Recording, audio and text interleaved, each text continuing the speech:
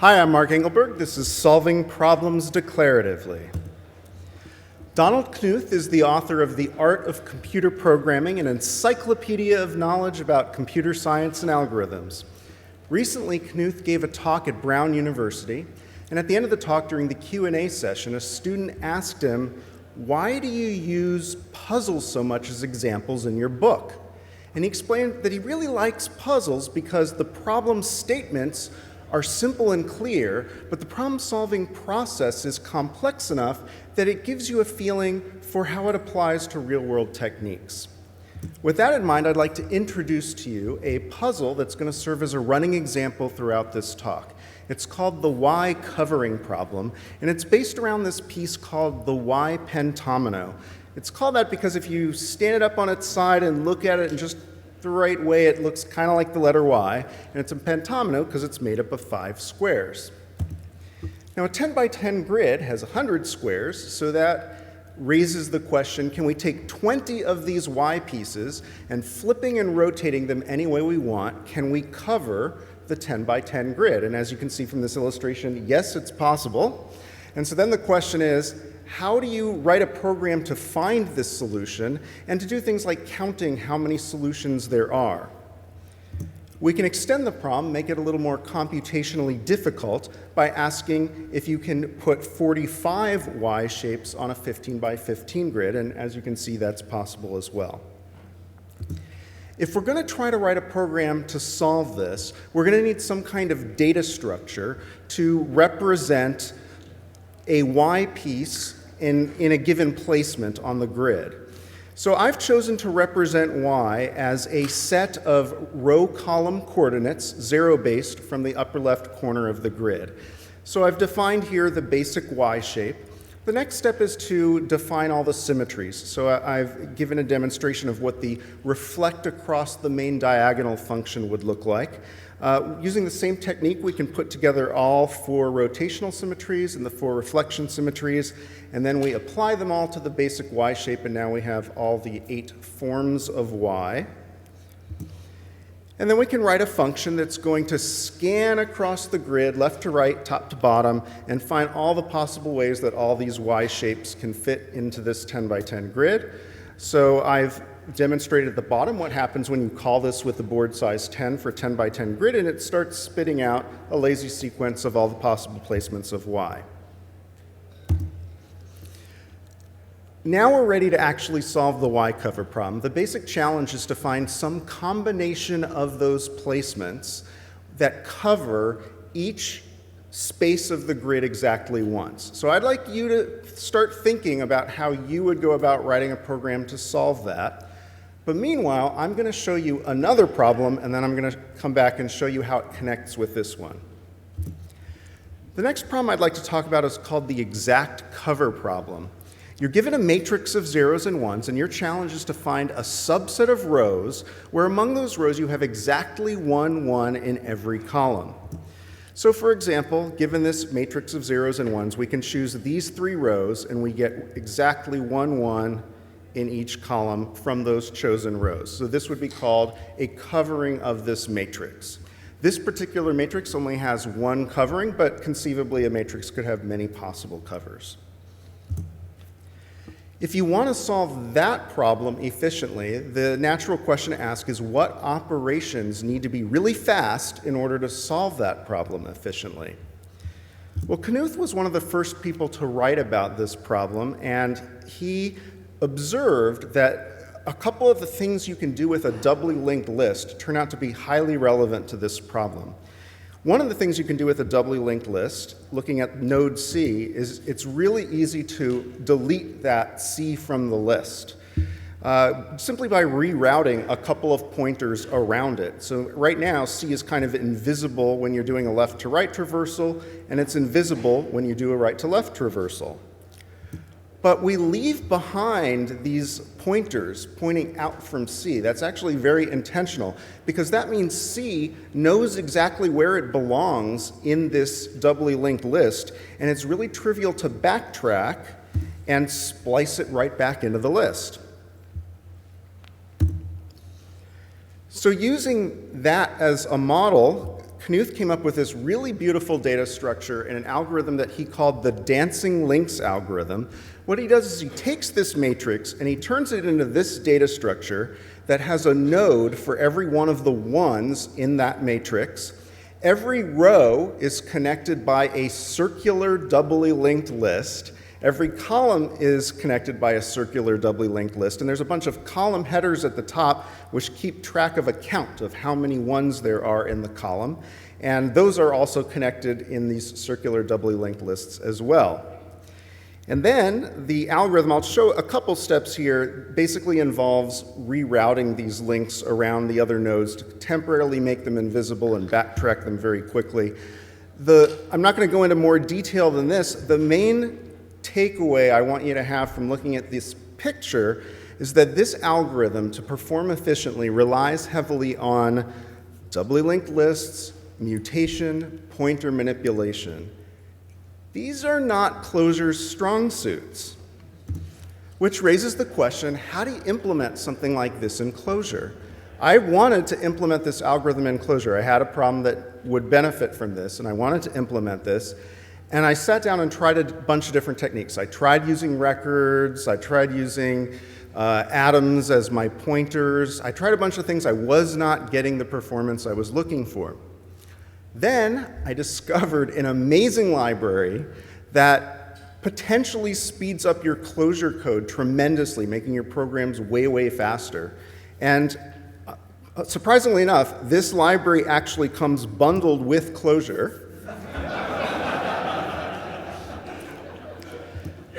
So I began to embrace this idea that Java is essentially Clojure's assembly language. And I mean that in the sense that back when I used to do C programming, every once in a while I'd have some kind of highly performant thing I would need to do, and I'd drop down to the assembly level and kind of splice that into my code. And I've realized you can do the same kind of thing with Java and Clojure.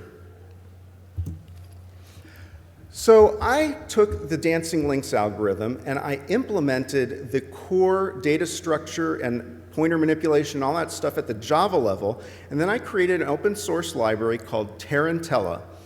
Tarantella exposes a single function in its API called dancing links, and it can take a matrix in a few different formats.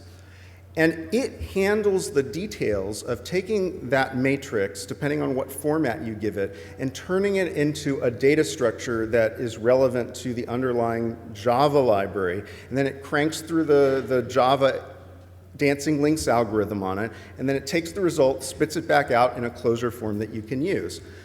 Today, I'm going to be using as examples these first two kinds of inputs. It can take a matrix of ones and zeros, and it can also take a map of the form that it goes from row labels to a set of all the column labels that have a 1 in it for that row.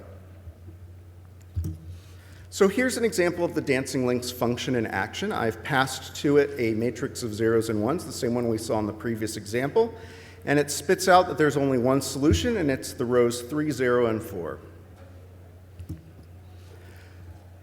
Now, I promised that I would connect this back up to the first problem. Hopefully, you've been thinking about how you would solve the Y cover problem, but now I'm going to show you what I think is a much cooler way to solve it than probably what you're thinking. We can actually use this dancing links algorithm to solve Y cover by turning it into an instance of the exact cover problem. What we have to do is we need to come up with a matrix of ones and zeros that represents the Y cover problem so we can feed it to dancing links, and the result we get back is a solution to the Y cover problem. The key idea here is to make each row of the matrix, we label it with the placement, one of those Y placements. The columns are all the different cells of the grid. And then for every row, for every placement, we're going to go through and we're going to mark with a 1 all the cells that it occupies.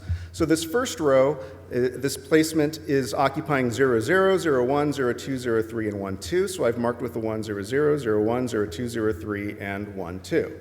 So we do that for every row. Now when we pump this into the dancing links algorithm, we're going to get back a combination of rows that has exactly 1, 1 in each of these columns. That's a combination of placements that occupies every cell of the grid exactly once, which is exactly what we need. That's a Y cover. Now, I mentioned that one of the input formats we can give to the dancing links function is a mapping from row labels to sets of column labels. Well, in this instance, if you take this row label and you map it to a set of the column labels with ones in it, that's the same as the original set. So in this case, building that particular matrix representation is incredibly convenient. It's as simple as just doing a zip map of all the placements with itself. We can pass it to the dancing links function. It takes optionally as a keyword limit1 or limit any number if you want to limit it to a certain number of solutions. So this will spit out one solution. And I wrote a little visualization function that visualizes this as a picture. That's the picture I showed you at the beginning of the talk. We can also count how many solutions there are. Now, what have we gained by solving the problem in this way? Well, first of all, it makes it a little easier to write the solution once you think of that transformation, because I didn't have to specify how to solve it. I just needed to declaratively represent my problem in some way. And that makes the code a lot shorter. As a point of comparison, I sat down and wrote just kind of a straightforward Clojure backtracking algorithm to solve it using Clojure's built-in immutable data structures. And it was about 40 lines of code, which is pretty impressive. I mean, that's a testament to how concise you can get with Clojure. But the dancing links implementation you saw is 2 lines. Once you have the Y placements defined, it's just that matrix is just a zip map, and then you call dancing links.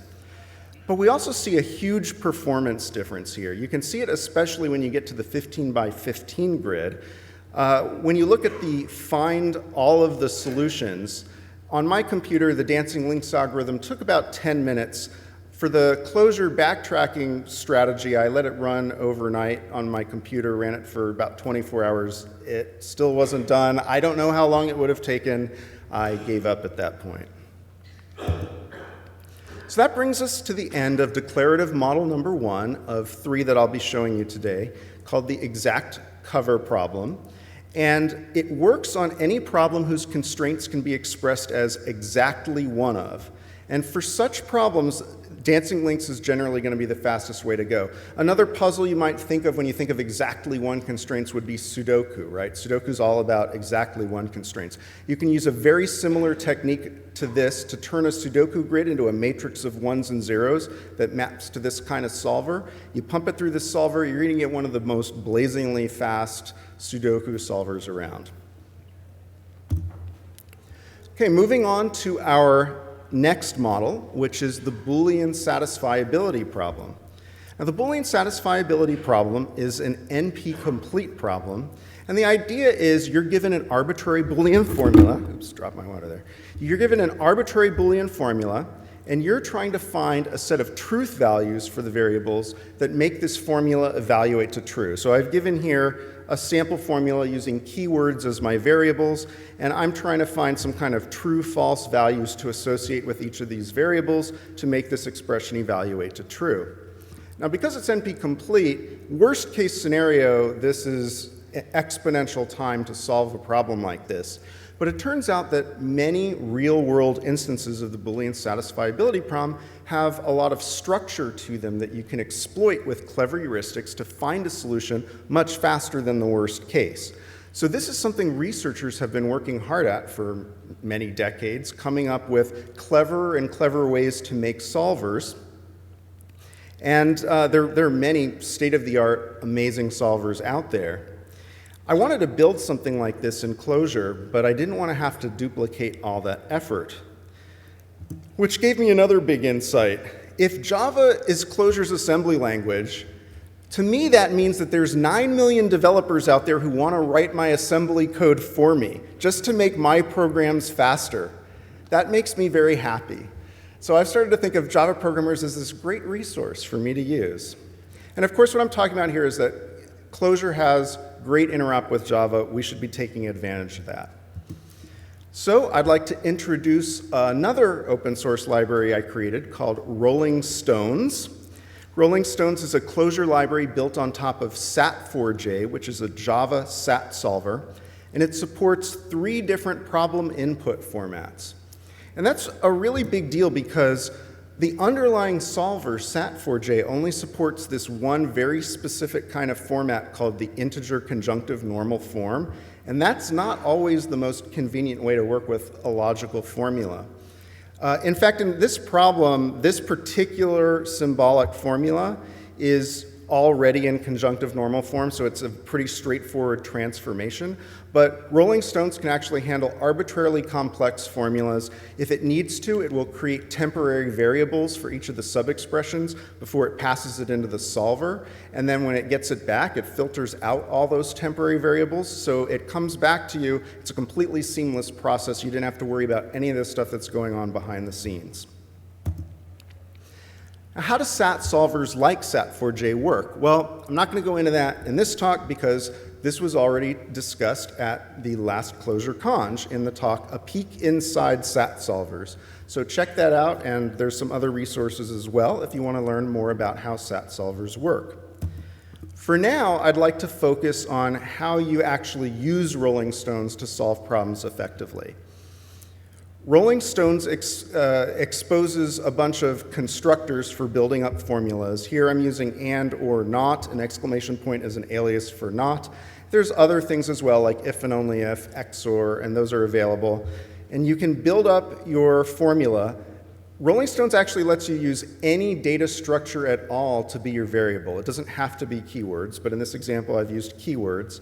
And then it spits out a list of the truth values of these things by giving you the variables that are true, and the ones that need to be, that are false to make this thing true, it has them wrapped in the not constructor. There's also a function called solution symbolic formula, which generates a lazy sequence of all the possible solutions. Now, if we're going to try to apply this to something like the Y cover problem, we already saw that that is mostly about exactly one constraints. So we need to know how to transform something like that into a logical formula. Well, it turns out there's always a way to do that. Here's an example of how you can do that with these four variables. I want to make the statement exactly one of these four variables is true. So this formula accomplishes that. The first line is basically saying at least one of these variables is true. And the next six together are saying at most one of these variables is true. And the way it's accomplishing that is by saying pick any two variables, at least one of those has to be false. Now, this is such a common thing that you want to do with these sorts of SAT solvers that SAT4J actually has a much more efficient implementation of these sorts of constraints than manually expanding it to this kind of formula. It sort of handles it as a meta constraint that it's watching while doing the regular solving process. So I've exposed that in the Rolling Stones library with this kind of API here.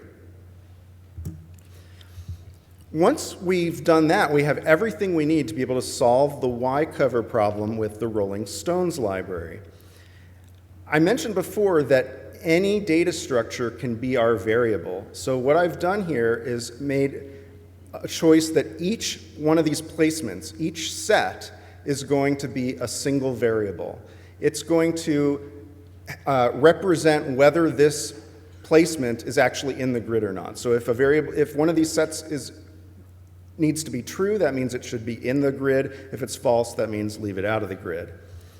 Now we're going to go through each cell, and we're going to build these exactly one constraints. So for the 0, 0 cell, just as an example, in the upper left-hand corner, these are the only four Y placements that can cover that 0, 0 cell.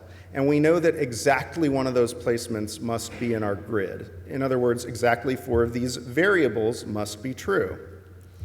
We can create a Clojure function, of course, to generate all those constraints for us. And then we simply pass it into solve symbolic formula, and we'll get back the result, another way of solving the Y cover problem. Let's take a look at the timing test to see how we've done here. You can actually see, looking at the 15 by 15 results, that going from, if you're looking for just one solution, Rolling Stones actually beat Dancing Lynx in this particular case, which is a testament to how good these heuristics are built into SAT solvers for quickly zoning in on the combination of true variables. But when you try to find all of the solutions, it's a different story. Dancing Lynx clearly outperforms Rolling Stones. When you're when you're making choices and then backtracking over and over and over again, it's really hard to beat that mutable, circular, doubly linked list data structure that Knuth came up with. But most importantly, why would we bother with rolling stones? The reason is because it allows us to solve a wider range of problems. For this problem, I wanted to put y's on a 14 by 14 board, but a 14 by 14 board has 196 spaces. That's not a multiple of 5. So if I want to do this, I'm going to have to relax the problem description and allow 4 overlappings. So I set up the code to allow these 4 specific overlappings at 0, 0, 0, 3, 3, 0, and 3, 3. The space is marked in red here. And I was able to compute how many solutions there are that satisfy this. The way I did that is very simple with rolling stones. All I had to do was change for the cells that I want to allow to be my overlapping cells. I make those exactly 2 constraints instead of exactly 1 constraint. That's not something you could do with dancing links, because dancing links can only handle exactly 1. Another thing dancing links can't really do well is it can't relate one part of the board to the other. I wanted to find a rotationally symmetric solution to the Y covering problem. And that was pretty straightforward to do. What I did is, in addition to those exact 1 constraints, I added some logical constraints that first I wrote this rotate piece function, which given a placement, it gives the 180-degree rotation around the board of that piece. And then I created these extra constraints that say a placement holds if and only if its rotated piece 180 degrees around the board also holds. And then I decided to go crazy. I wanted to see if I could generate a cover where exactly 10 of the 20 pieces had reflective symmetry across the vertical axis. So how do you do something like that? Well, I wrote the function that lets you, given a piece, generate the placement reflected across the vertical axis. And then I created this extra constraint that said exactly 10 of these formulas are true, where the formulas are saying that a placement and its reflection in the vertical axis are both true. So going back and looking at this picture, you can see these 2 pieces are mirror images, these 2 are mirror images, these 2, and these 2. So that's 10 pieces total. The others do not match up across the vertical axis. So it found a covering with exactly 10 of the 20 mirroring across like this. That brings us to the end of declarative model number 2, Boolean satisfiability. This model is really great for working with variables that can take on 2 values, true or false. It's really great when you have constraints that can be expressed either as a logic formula or exactly n of, at least n of, or at most n of. And we saw from the timing tests that the heuristic approach really is good at rapidly finding one solution, but if you want to find all solutions, you should use dancing links, assuming your problem can actually be solved with dancing links. At this point, I'd like to take a brief interlude and answer a question that I sometimes get, which is, what do I personally use these libraries for? Well, my main line of work is that I am a game designer and a puzzle inventor. And my latest project is I've been developing a line of 3 puzzle logic games for kids, all based on computer science principles. And the reason I bring this up at this point in the talk is because this 3rd game, Robot Repair, is actually the reason why I developed the Rolling Stones library. Robot Repair is modeled directly on the Boolean satisfiability problem. I literally took Boolean satisfiability problems and turned them into logic puzzles for kids. So this is a great opportunity for me to give a little plug for it, I guess. So give the gift of Boolean satisfiability to somebody you love to show them you care. Coming in August 2017 to Target stores everywhere, created with Clojure. Okay, moving on to our next model. Our 3rd and final model is constraint programming. Constraint programming is another declarative problem-solving tool that deals with variables that can take on a finite number of integer values. Constraint programming solvers usually come with a wide assortment of different kinds of constraints as part of the library. It can handle logical constraints, arithmetic constraints, and there's usually a whole bunch of special purpose global constraints put in there too. And these create a really rich domain for expressing a wide variety of problems declaratively. Another interesting thing you can do with constraint programming solvers is you can do certain kinds of optimization by maximizing or minimizing certain variables.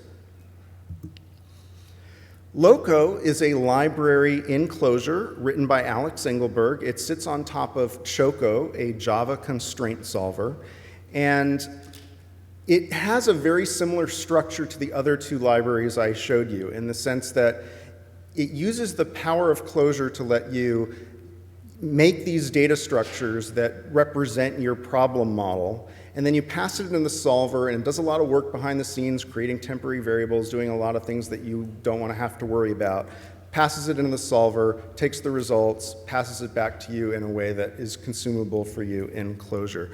These are some examples of the constraints that are built into Loco.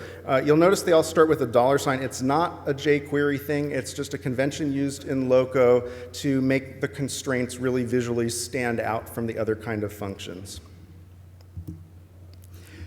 You may be wondering how constraint programming solvers work, but that is also outside the scope of this talk because Alex Engelberg explained that in the talk we gave together at ClojureConf 2015 called Solving Problems with Automata. In the second half of the talk, he spoke a little bit about how propagation strategies work and things like that. So check that out if you want to know more about the underlying mechanisms. I'm going to talk specifically about how you use something like Loco to solve our running example of the Y-cover problem. The key thing is to realize that Loco can do anything that a SAT solver can do. Anything that you were representing before as a Boolean just becomes an integer variable in Loco that takes on the value of either 0 or 1. And a lot of the constraints that we had about the how many true variables we have can just be expressed as arithmetic constraints. So if we want to say that exactly one of these variables are true, we're just saying that these 4 values, which are going to be either 0 or 1, need to add up to exactly 1. In Loco, variables need to either be keywords or vectors starting with a keyword. It doesn't let you use any arbitrary data structure like I did in Rolling Stones. So we want to have a variable for every one of these placements, but we need to give it a name that matches, that's either a keyword or a vector starting with a keyword. So the easiest way to do that is to make every variable a vector that starts with the keyword choose, and then the second part of the vector is the specific placement. Conceptually, you can kind of think about it like in math, we use subscripted variables. So in math, these would all be, even though they all have the word choose, these are all different variables because they all have a different subscript, the subscript being the specific Y placement under consideration.